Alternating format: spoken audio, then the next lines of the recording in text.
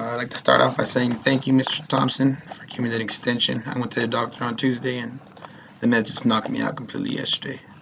But I'd like to start by responding to Scott's first contention, in where he states that lowering speed limits are safer.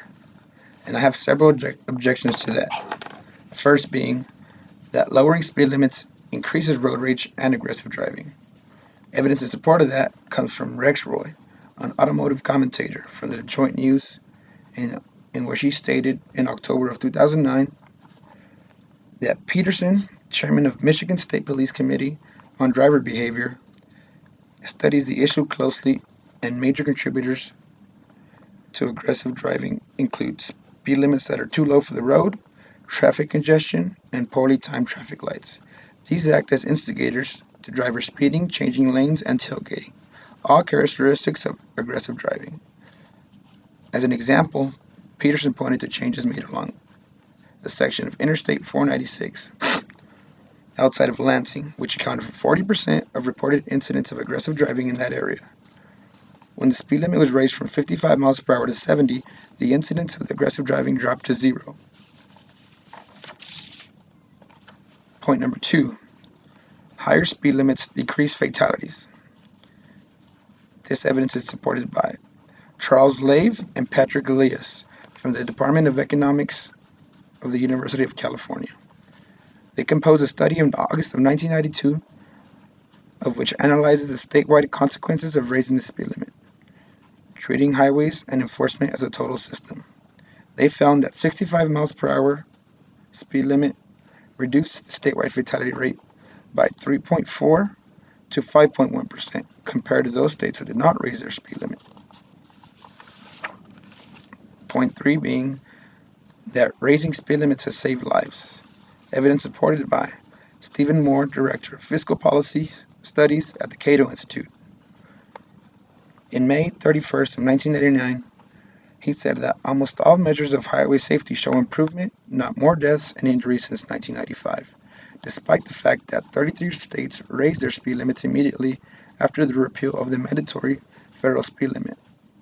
The National Highway Traffic Safety Administration reported last October that the traffic death rate dropped to a record low level in 1997. Moreover, the average fatality rate even fell in the states that raised their speed limits. And point number four, also supported by Stephen Moore, Director of Fiscal Policy at the Cato Institute, said in May 31st of 1999 that there is plenty statistical evidence from the states that higher speed limits have not corresponded with higher death rates. In Michigan, for example, the highway death rate fell to 1.6%, a 5.9% decline the year after the speed limit was raised to 70 miles per hour on highways. And the implication of all this is that the harms of having a lower speed limit are much of having a higher speed limit are much smaller than otherwise stated by Scott's first argument. And now I'd like to respond to Scott's second contention. Lower speed limits, in which he states that lower speed limits increase the risk of war. Or decrease the risk of war. Sorry. And I have one objection to that, in which is that the speed limit the 55 mile per hour limit did not save fuel. This evidence is supported by Stephen Moore, Director of Fiscal Policy Studies at the Cato Institute, in which in May 31st of 1999, he says that as a fuel-saving measure, the 55 mile per hour speed limit was unquestionably a bust. The DOT, which means Department of Transportation, estimated that the speed limits reduced U.S. motor fuel consumption by no more than 1%.